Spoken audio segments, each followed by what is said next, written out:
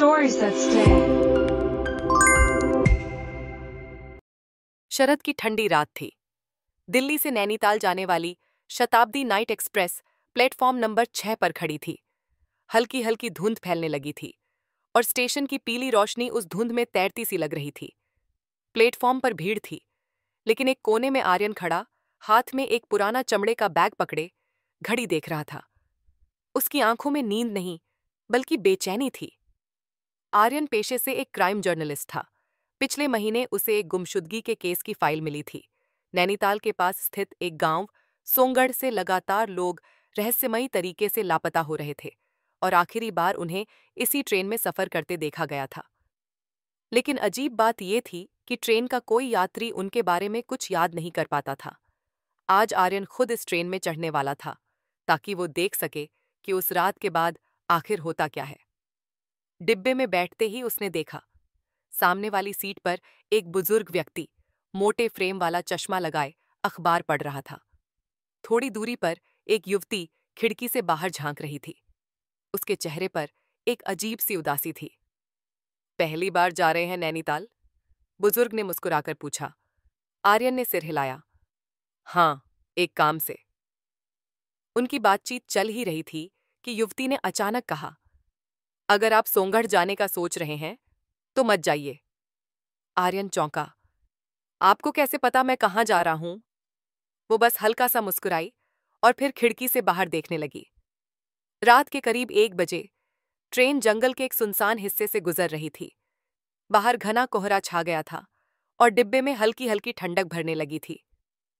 अचानक ट्रेन धीमी हुई और एक अज्ञात, बिना नाम वाले स्टेशन पर रुक गई। बाहर कोई नहीं था, बस टूटा हुआ प्लेटफॉर्म, एक जंग लगा बोर्ड और दूर एक पुराना लालटेन टिमटिमा रहा था। इसी बीच बुजुर्ग व्यक्ति बिना कुछ कहे उठे, अपना बैग उठाया और उतर गए। आर्यन ने देखा, युवती भी चुपचाप खड़ी हो गई और उसी के पीछे चल पड़ी। अरे, यहां क्यों उतर रहे हैं आप लोग?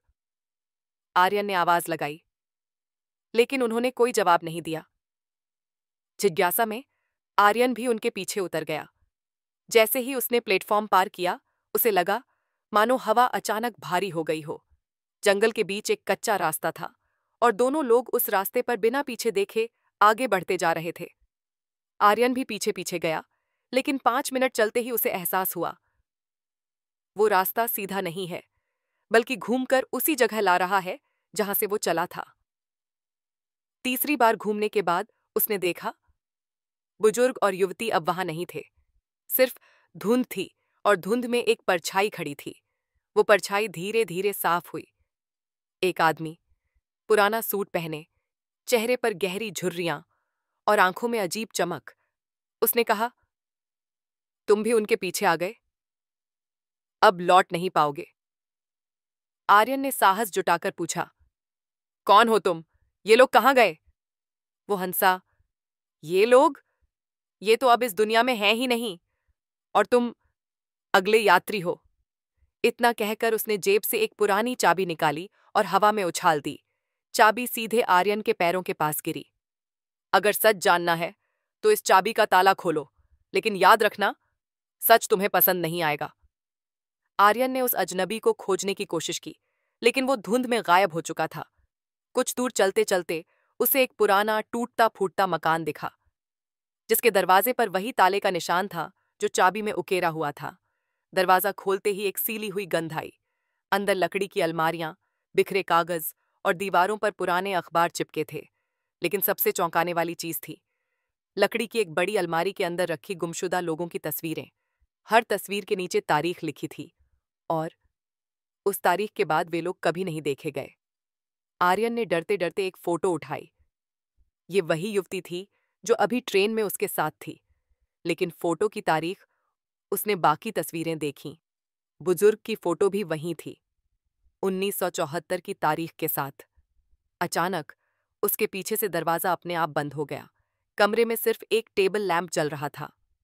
लैंप के पास एक डायरी पड़ी थी। डायरी में लिखा था, जो यात्री इस रास्ते पर आते हैं वे समय में फंस जाते हैं। ट्रेन उन्हें हर साल उसी रात यहां लाती है और ये गांव उनकी आत्माओं को कैद कर लेता है। आर्यन के माथे पर पसीना आ गया। इसका मतलब वो भी अब इस जाल में फंस चुका था। उसने तुरंत दरवाजा खोलने की कोशिश की, लेकिन बाहर सिर्फ अंधेरा और धुंध थी।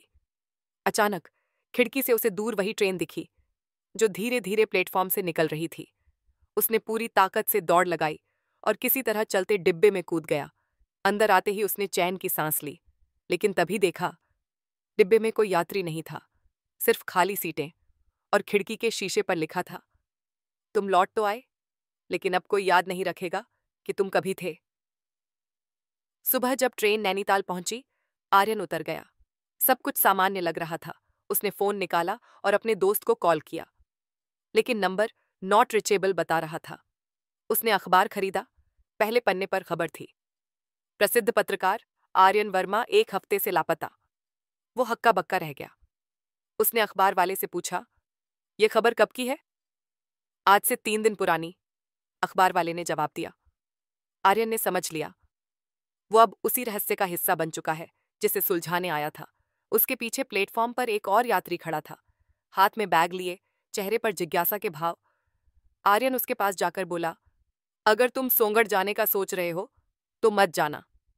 और वो मुस्कुराकर धुंध में खो गया। Please like, share, and subscribe our channel for more interesting stories.